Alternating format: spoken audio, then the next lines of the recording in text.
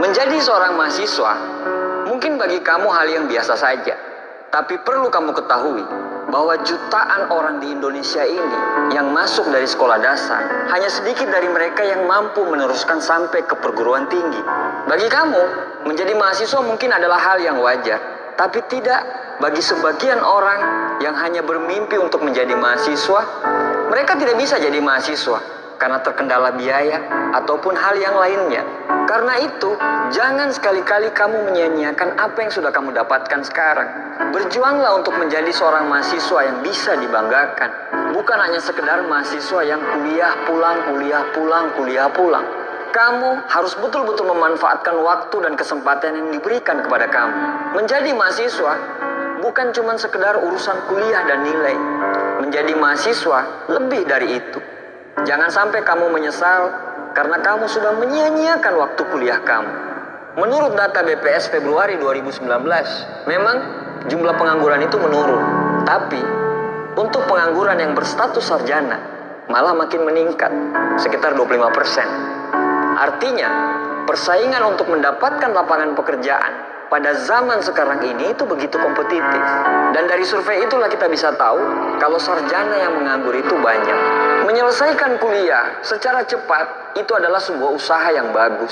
Tapi bukan berarti selesai kuliah misalnya 3,5 tahun adalah jaminan kita bisa keterima di tempat kerja yang kita impikan. Karena zaman sekarang ini perusahaan tidak lagi memprioritaskan mahasiswa dengan IP tinggi. Perusahaan tidak akan bertanya apakah kamu mahasiswa dengan lulusan tercepat atau bukan.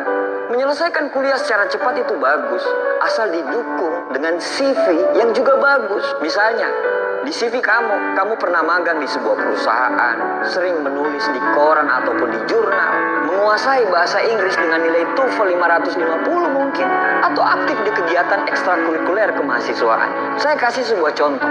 Misalnya, sebuah perusahaan dihadapkan dengan 2 CV dengan 2 pelamar yang berbeda. Yang satu, IPK-nya 3,7, lulus 3,5 tahun. Dan yang satu lagi, IPK-nya cuma 3,1, lulusnya 5 tahun. Tapi sudah pernah mengikuti pertukaran mahasiswa ke luar negeri, sudah pernah magang di perusahaan ternama, menguasai bahasa Inggris dan bahasa Mandarin. Kira-kira perusahaan akan pilih yang mana? Yang pasti perusahaan akan pilih nomor 2. Mahasiswa dengan IP 3,1, lulus 5 tahun, tapi punya CV yang luar biasa. Contoh tadi tidak serta-merta saya mendiskreditkan orang yang kuliah cepat. Kuliah cepat itu bagus, tapi lebih bagus lagi kalau lulus didukung dengan CV yang mengesankan. Kesimpulannya adalah, mau jadi apa kamu setelah kuliah itu terserah dari apa yang kamu mau. Tapi bertanggung jawablah dengan status kemahasiswaanmu. Jangan cuma bicara nilai, karena nilai belum tentu bisa menjamin kamu untuk sukses. Terlalu banyak faktor yang kamu harus pelajari semasa kuliahmu. Dunia kerja dan dunia bisnis di luar sana menuntut kamu bukan cuma menguasai hard skill saja. Hard skill itu adalah kemampuan kita untuk mengerjakan tugas, dan pasti banyak orang yang bisa mengerjakan hal yang sama. Tapi kamu juga harus menguasai soft skill, karena soft skill lah yang membedakan siapa yang bisa bertahan dan mampu melangkah ke jenjang yang lebih tinggi. Soft skill itu tidak bisa kamu dapatkan di bangku kuliah. Soft skill hanya bisa didapat bila kamu terjun dalam organisasi kampus atau di luar kampus. Karena soft skill itu mencakup kejujuran, disiplin yang tinggi, bagaimana kamu bisa bergaul, bagaimana kamu bisa mempertahankan kerja keras, kecintaanmu terhadap apa yang kamu kerjakan, leadership atau kepemimpinan, kepribadian yang kompetitif, hidup yang teratur, dan yang terakhir adalah kemampuan untuk menjual ide. Terlalu banyak hal yang harus kamu siapkan untuk menjadi sukses. Jangan santai kawan, belajarlah dan teruslah bertumbuh. Siapkan dirimu, karena dunia kerja itu akan membunuh orang yang tidak berkembang.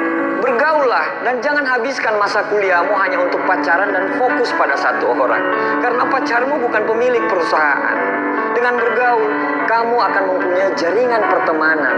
Dan jaringan itulah yang akan kamu butuhkan pada saat kamu selesai kuliah nanti.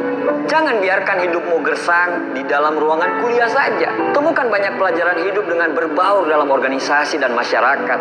Karena tugas mahasiswa bukan cuma sekedar menambah usia dalam kehidupan, tapi menambah kehidupan di dalam usia. Bangsa Indonesia bukan tidak membutuhkan orang-orang pintar, karena sudah banyak orang-orang pintar di Republik ini. Tapi bangsa Indonesia lebih membutuhkan orang-orang yang punya karakter kuat, beradab, bisa kerja, punya sopan santun, dan berakhlak mulia. Bertumbuhlah, karena Indonesia sangat membutuhkan kamu. Terima kasih.